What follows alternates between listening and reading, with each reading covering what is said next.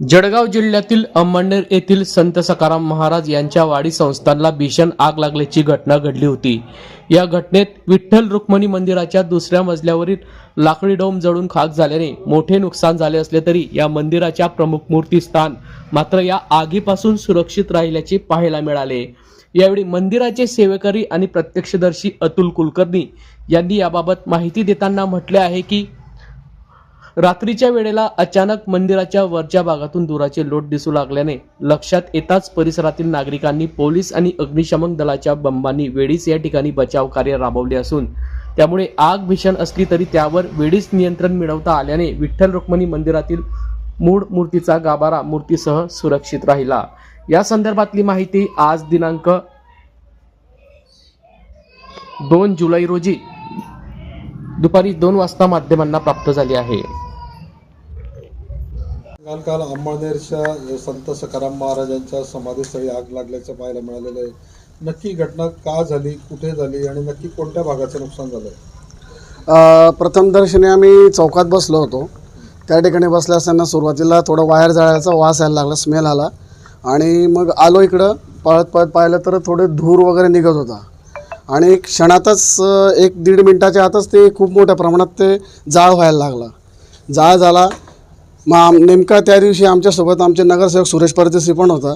त्याला फोन केला, fire brigadier गाड्या बोलवल्या, सगळं आलं आणि बघता बघता पूर्ण आगीचं सगळं म्हणजे हे सगळं जळायलाच होतं। सगळं त्या ठिकाणी खूप मोठ्या प्रमाणात जळालं होतं। आम्ही आल्यानंतर मग आमचे सगळे काही तिथे शिष्य असतात, आपल्या वारकरी परिवाराची मुलं आहेत, ही सगळ्यांना आम्ही बाहेर घेतलं। म्हणजे तिथं कोणी नव्हतं, पुजारी नव्हते कोणी, एवढं सगळं जळालं होतं सुरुवातीला। या ठिकाणी कोणत्या भागाचं नुकसान झालंय? मुख्य जो गाभारा आहे देवाचा तो सुरक्षित आहे? मुख्य गाभारा सुरक्षित आहे। मुख्य गाभाऱ्यापर्यंत, मुख्य मूर्तीपर्यंत कुठेही काही झालं नाही आहे।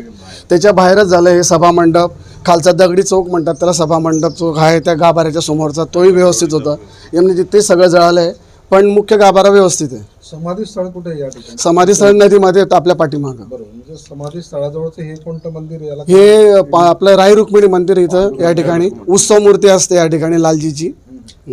मंदिरात कोणी होतं त्यावेळेला? मंदिरात होते, पुजारी होते, आम्ही दर्शनाला येतात ते भाविक होते। पण तेवढं कळल्यानंतर मी पटापट सगळ्यांना बाहेर घेतलं।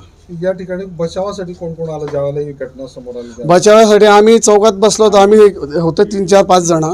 ते आलो त्यानंतर त्या गावातून मग बघता बघता तर सगळे आले आणि विशेष करून मुस्लिम बांधव पण होते, अगदी पलीकडेच येते त्यांच्या त्या ठिकाणी, ती आम्हाला सगळे ओळखतात, परिचित ते आले, त्यांनी वर चढले। या ठिकाणचा जो आहे पत्रे, हे पत्रे इतके गरम झाले होते ते त्यांनीच काढले। ते किती दिवसात मंदिर पुढचे काही दिवस? मंदिर साधारणतः आता म्हणजे आम्हाला आदेश आले त्या पद्धतीने 6 ते 7 दिवस मंदिर बंद असेल, स्ट्रक्चरल ऑडिट घ्यायचं आहे, त्यानंतरच मंदिर आता उघडलं जाईल। वारीमध्ये महाराजही प्रसाद महाराज मला वाटतं वारीमध्ये आहेत। वारीसाठी वारकरी केल्यामुळे या ठिकाणी दुर्घटना टळली असं म्हणता येईल, नाही तर गर्दी असते मंदिरामध्ये? हो, गर्दी होती। वारीच्या अगोदर ते पारायण होतं, नेहमीच असतं ते। त्या पारायणाच्या वेळेस पण बरेच भाविक होते आणि वारीला महाराजांना निरोप द्यायला पण भरपूर जण येतात या ठिकाणी।